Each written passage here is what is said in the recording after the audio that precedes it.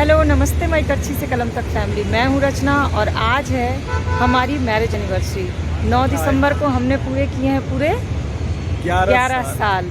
तो आप सभी के प्यार और आशीर्वाद की पूरी मैं कामना करते हुए आज की ब्लॉग को शुरू कर रही हूँ। ब्लॉग को पूरी ज़रूर देखिएगा। बहुत ही सिंपल तरीके से कैसे हमने मनाया है अपनी मैरिज एनिवर्सरी, और आप अपनी मैरिज एनिवर्सरी कैसे मनाते हैं वो भी मुझसे ज़रूर शेयर करिएगा, ताकि आपके कुछ आइडियाज़ मैं भी ले सकूं और मेरे आइडियाज़ आप ले सकें। तो चलिए शुरू करते हैं आज की ब्लॉग।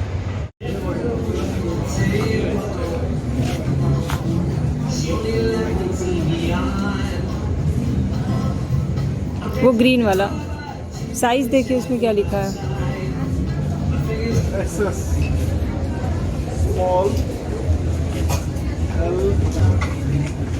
बहुत थोड़ा सा चाहिए मुझे। अंकल के लिए एक उठाओ। अनिकेत बाबा के लिए उठाए। हाँ, ये राइट वाला एक 4 किसका है? 4 जिया जी का। भाई my lucky number is 4। Out हुए हैं। आउट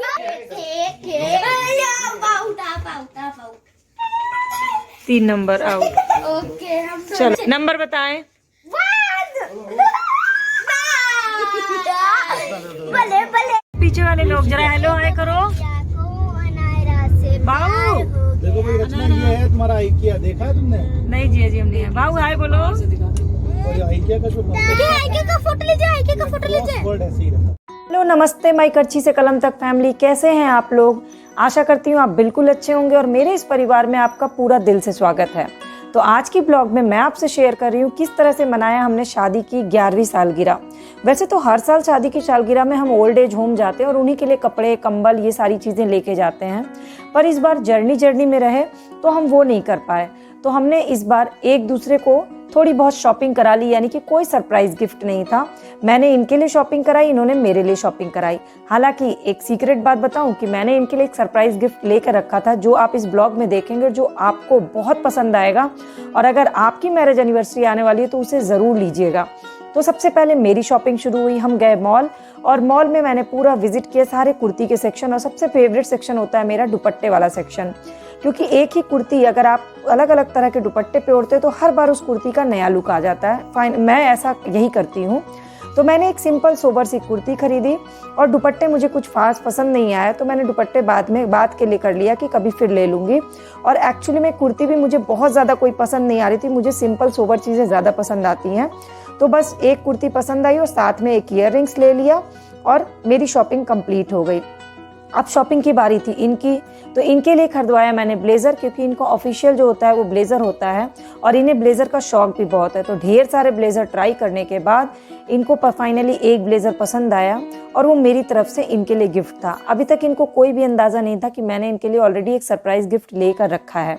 तो हमारी शॉपिंग चल रही थी, और शॉपिंग के दौरान सबसे बेस्ट चीज़ मुझे लगी कि यहाँ पर जो बिलिंग वाला था ना काउंटर, वो सेल्फ बिलिंग था। मतलब आपको अपना मोबाइल नंबर सारी चीज़ें खुद एंट्री करनी है, और अपना जो प्रोडक्ट आपने लिया उसका जो टैग है वो मशीन के सामने लगाना है। ऑटोमेटिक प्राइस आ जा रहा था, और कार्ड से पेमेंट करिए, मतलब बिना स्टाफ के भी आप सेल्फ बिलिंग करके आप उस शॉप से निकल सकते थे। ये इतनी अच्छी फैसिलिटी थी। मैं आपको आगे इसमें दिखाऊंगी अभी वो कैसे बिलिंग की फैसिलिटी थी। तो फाइनली इनका फेवरेट जो है वो है ब्लैकबेरी। तो ब्लैकबेरी से हमने इनके लिए ब्लेज़र ले लिया, और इनको एक ब्लेज़र पसंद भी आ गया, तो मेरी तरफ से गिफ्ट भी डन हो गया था। बहुत मज़ा आया।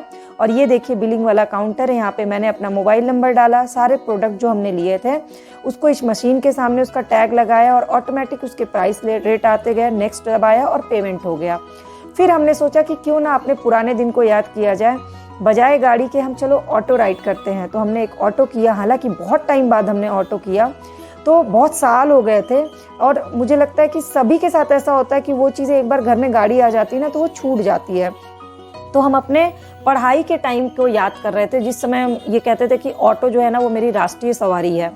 तो मुझे ऑटो बहुत पसंद आता है। तो हमने ऑटो किया और पूरी सिटी, हैदराबाद सिटी ऑटो से विजिट घूमा और बहुत इंजॉय किया, जो कि कार से ज़्यादा मस्ती वाला टाइम था। और खूब बातें की, पुरानी बातें की। बेसिकली मैरिज एनिवर्सरी में यही होता है कि जब आप पुरानी चीज़ों को रिमाइंड करते हैं, अपनी पिछले इतने सालों की यादें ताज़ा करते हैं। शॉपिंग, पैसे खर्च करना, ये सब तो साइड की चीज़ें हैं।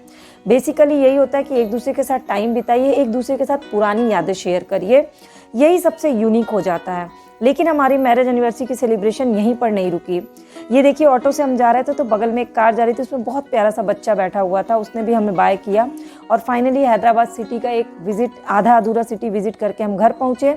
घर यानी कि मेरे दीदी जिया जी का घर, उसके इन लॉज भी रहते हैं वहाँ पे, उन्होंने बारबेक्यू नेशन की व्यवस्था की हुई थी, तो सारे लोग मिल के कर रहे थे। तो जब भी हम कोई सेलिब्रेशन करते हैं, जब पूरी फैमिली मिल करके किसी चीज़ को करती है ना, तो वो बहुत ही बड़ा सेलिब्रेशन हो जाता है। तो फैमिली के हर एक मेंबर का जब इन्वॉल्वमेंट होता है ना, तो एक सिंपल सा दिन भी आपके लिए बहुत खास बन जाता है।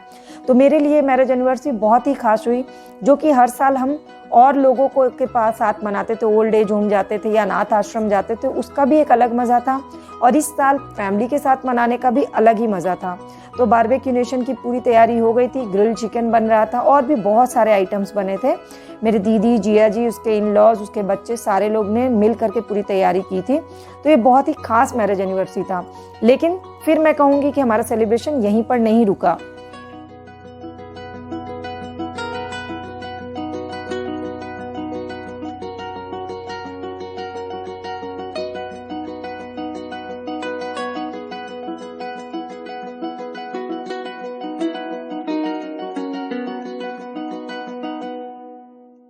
ये फर्स्ट मैरिज एनिवर्सरी हुई जिसमें मैंने कोई कुकिंग नहीं की, वरना नॉर्मली ऐसा होता है कि मैं सबको बहुत ही मन से बना करके खिलाती हूँ, जो भी सब लोग रहते हैं मैरिज एनिवर्सरी में।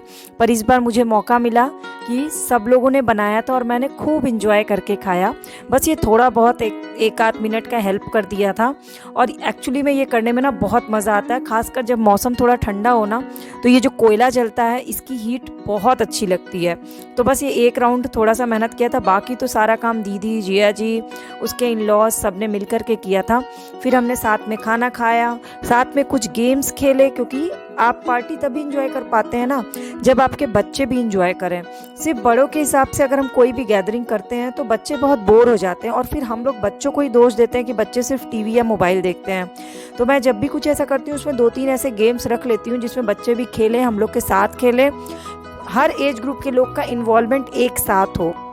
तो इसलिए मैंने कुछ ऐसे गेम्स खिलवाए और सब ने बहुत मस्ती की, बहुत इन्जॉय किया और पार्टी भी काफ़ी अच्छी रही।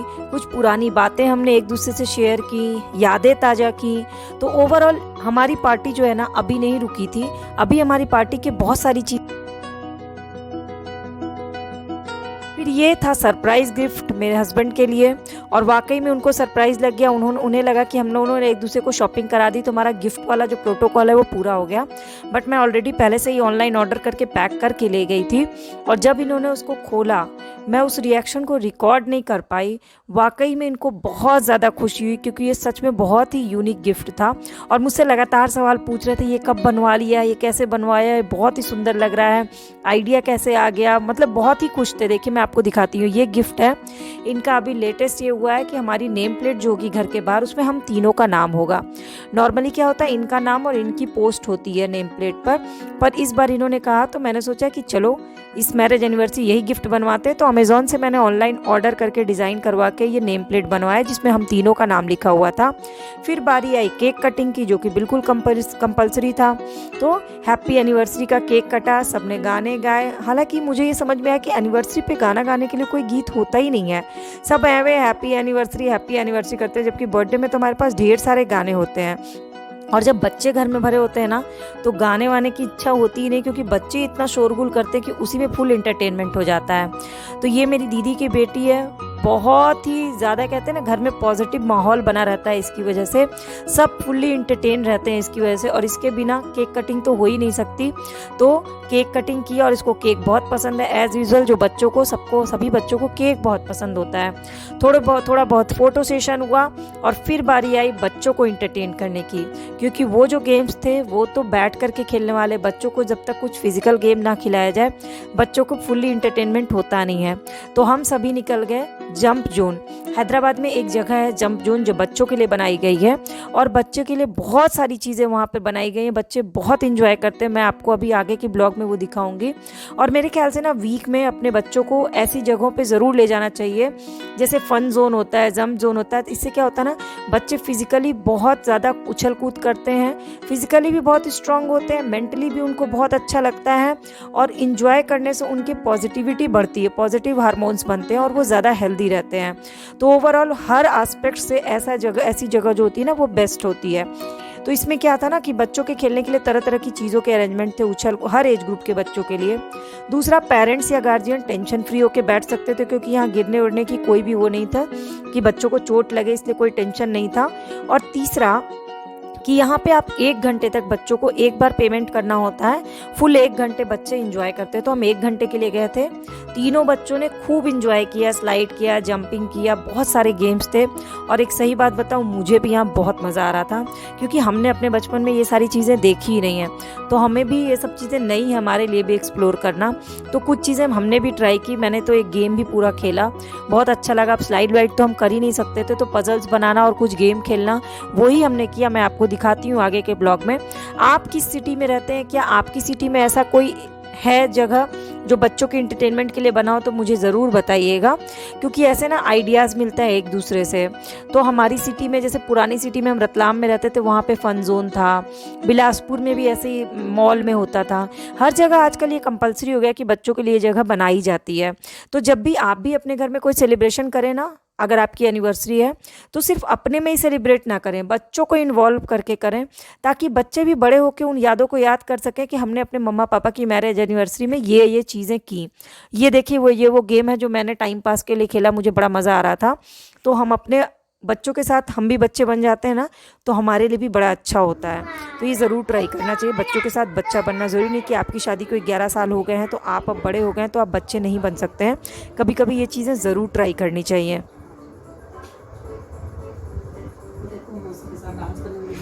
चलो अच्छा उधर की क्या क्या चल चल मस्ती देखो मस्ती।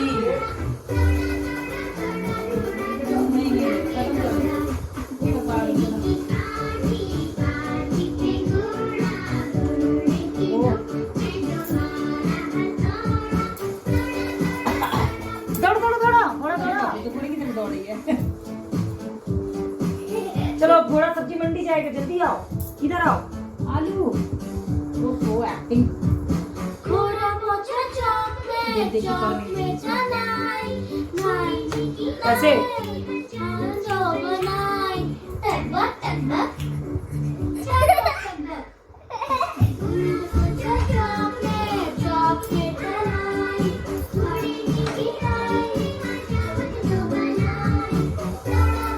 दौड़ो दौड़ो दौड़ो दौड़ो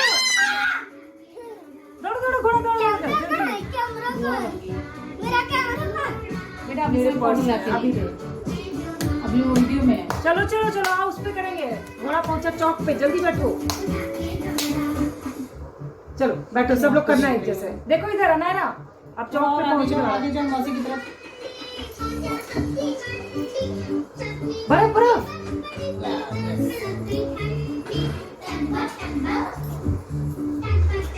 बैठ के, तुम बैठ के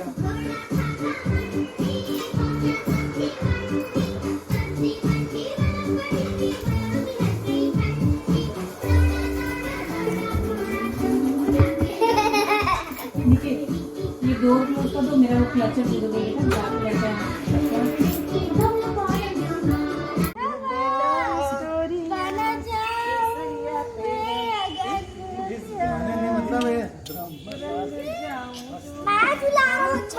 बेटा धीरे धीरे ज्यादा तेज। ये नॉर्मल है, इतना रहने दो। अनारा कैसे गाती है गाना? चलो रब्बा ने शुरू करो। रब्बा ने तुझको गाड़ी है हमको ट्रेन वाली हम भी वही बोलने जा रहे थे, यानी कि तुम ऐसे गा रहे हो जैसे ट्रेन में आते हैं।